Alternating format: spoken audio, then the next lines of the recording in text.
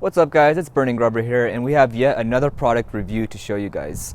It's a tuning chip from DTE Systems. It's a company from Germany, and so they make these chips for all sorts of German cars. This one specifically is for the Audi A4 B9, and it will add up to 50 horsepower and 55 foot-pounds of torque. So it's very simple installations. The instructions are very, very straightforward. It has a module that will be inside the engine bay, and then it also comes with an app for you to be able to control the different settings. There are 3 different settings that you could change using the phone app. We'll get more into those details once we actually start the programming of this unit.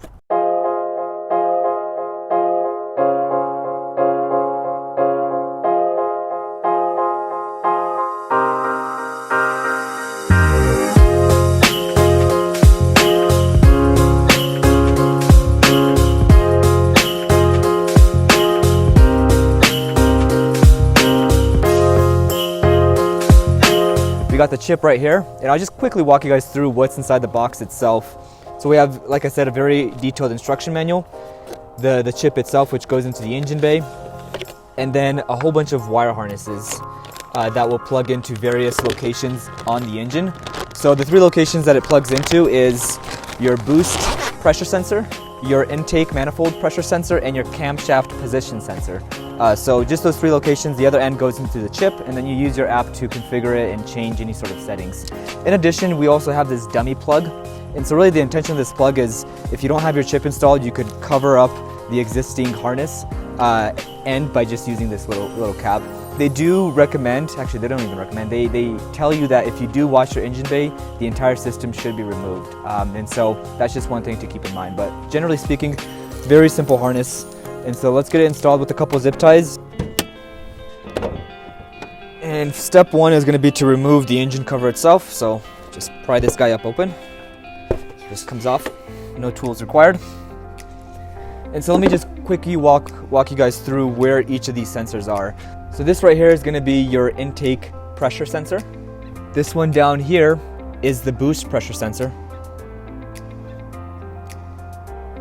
And then finally, we have the cam position sensor right here.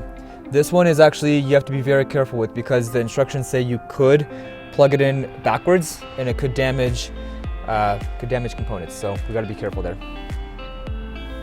Yeah. So those are the 3 positions of the sensors, and then also the actual module itself. So we're going to start this process by routing where the actual module is going to be. And so I think we're going to stick it somewhere in this area, since there's just the most space down there, probably along that white bar. And so we'll start off the routing by taking all those smaller connectors and fishing it through where we'd like it to be. So we'll take these guys, just kind of probably one at a time, to be honest.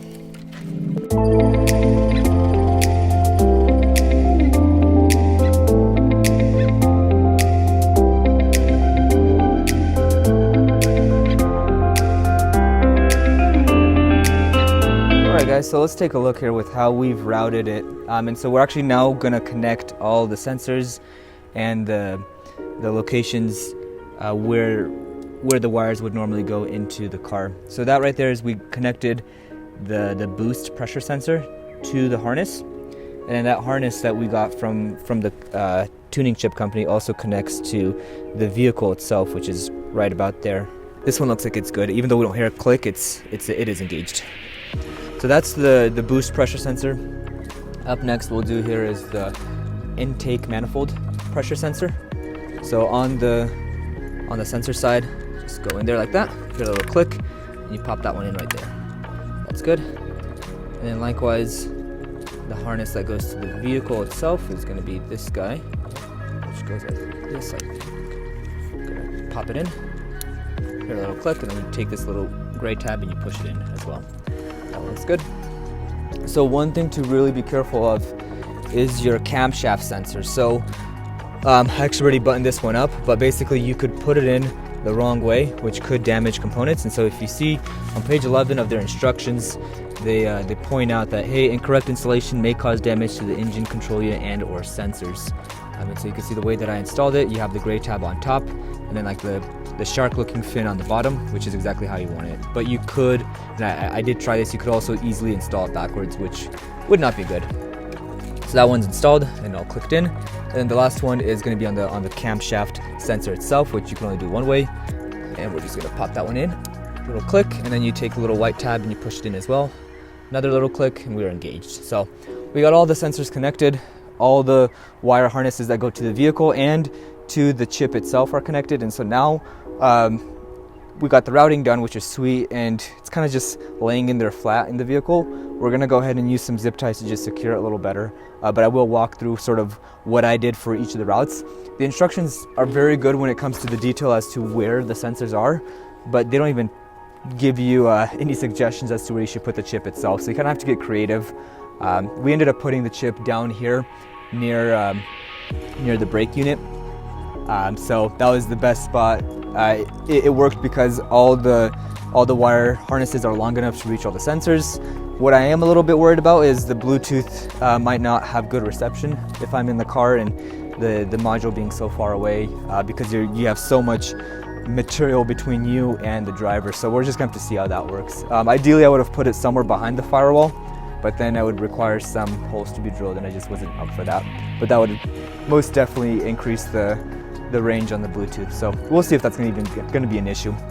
So let's just go ahead now and kind of zip tie all these wires in place, and I think we'll be pretty good here. Just going to route these as they are here. I think I like the way that looks, and yeah, just go ahead and do some zip tying.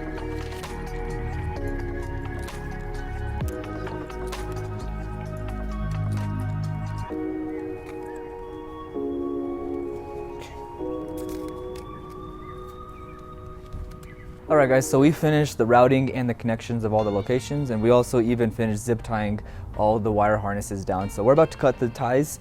However, I want to show you guys sort of the routing that we went with, since there was really no guidance as to where you should place the module itself. So we put the module down on this left-hand side, right behind the headlight.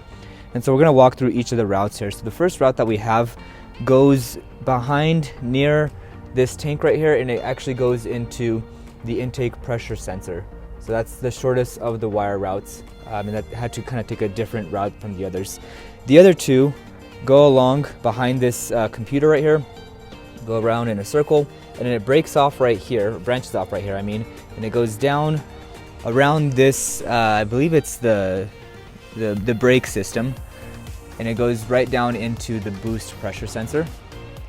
And then from there also, before it branched off, it continued on, and then it went right into the camshaft position sensor. So that's the longest route of the three. So pretty straightforward route. We just had to kind of finagle it for a little bit. It wasn't very challenging at all. It just took some time. So now let's go through and cut all the tails for these zip ties and try it out. I think that's all the zip ties that I installed. And yeah, looks like the system is fully in there. It's all kind of tucked in nicely. Well, obviously, whenever you are doing this on your car, just be very considerate. The couple things that I would recommend for anyone doing this is, one, if you're zip tying to anything, be cautious as to what that is. If it's a pressure hose that's flexible, don't really squeeze it. You might cause some blockage, and that won't be good. And then the other thing is, be far away from engine components that get hot as possible. You could see that like this route from right here, you might say like, oh, it would make so much more sense to go down below these lines. And I thought the same thing until I realized like, well, then I'll be closer to the engine block, which has higher temperatures. So as long as the engine cover goes over this and there's no issues, I think this configuration is much better than the other. But yeah, besides that, there's really not much to it. Pretty straightforward. Just be considerate as to what are the temperatures in the area of the wire harness, and also if you're going to be squeezing down on other components that shouldn't be squeezed on. But besides that, like I said, very straightforward. Let's go ahead and stick back the engine cover and try out the app. Like that. Engine cover does still fit, so that's great news. All right, guys, so we got the module installed. We got the engine cover back on. The next step is walking through the app itself. So if you go to the App Store, it's called PowerControl. It's actually my first time ever using it, so we're gonna hit go. It's gonna walk you through kind of an introduction. That's the module itself, instruments, the different settings you have on the vehicle, and then also you're gonna have to register an account in order to start using it. So I'll go ahead and do that right now. So now that we've registered the app, we're greeted with a screen that looks just like this. And so this is the step where we're gonna go into the car, we're gonna start it, and complete what other steps are needed in order to make sure the chip is activated. We got the ignition on the vehicle, and the app is fully registered. And so the first step that we have to do on the module itself is press and hold the plus and the minus button for 5 seconds. And what that's gonna do is it's gonna enable pairing mode on the device so that we could hook up our phone to it. So pressing 1, 2, 3, 4, 5. So now it's a solid red that's glowing. So we're gonna go back to our app right here, PowerControl. We're gonna hit connect now and enter passkey. It's gonna give us a number, a code to pair, and the manual says that it's 6 zeros. So 1, 2, 3, 4, 5, 6. You can hit pair. And looks like we are connected. So we have it currently in sport mode. Sure, we could have it use Siri. So you could change the different modes. You can see right now it's blinking the red, which is going to be your sport mode. If you click dynamic, it's going to be blinking the middle LED, which is dynamic mode. And then if you clicked efficiency, it will be blinking the green LED for efficiency. So we're going to go into sport mode. You can see that there's some pretty cool things here. So right now, I mean, RPM, that's not even accurate. It's car's not on.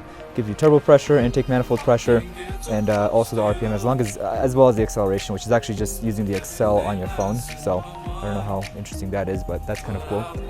So now let's go ahead and take it for a spin. One other thing to actually point out is you could actually change these settings that we just did on the phone on the module itself. So if you don't have your phone for whatever reason, you could be pressing, and all you would be looking for are those colors. So red meaning sport, yellow meaning dynamic, and then green being efficiency.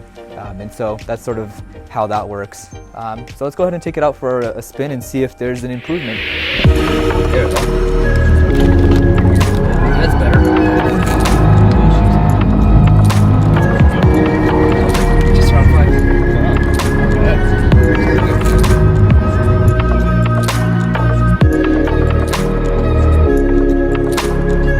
What's up, guys? So we just got back from a test drive. It isn't terrible. I'm not going to complain at all. You do feel it to be a little bit different, which is awesome. This chip itself costs $800. So I guess it's up to you if you want to. If you think it's worth that little difference is worth the price you're paying for the chip.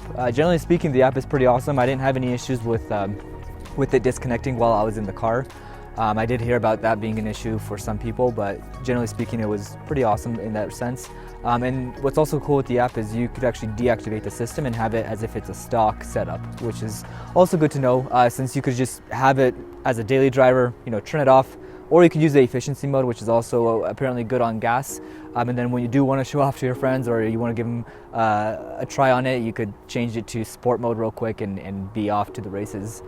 For those who just want that little extra kick, 100%, really highly recommend. But that's all that we have for this video. Thank you guys so much for watching, and we ask that you leave a like, a comment, and subscribe.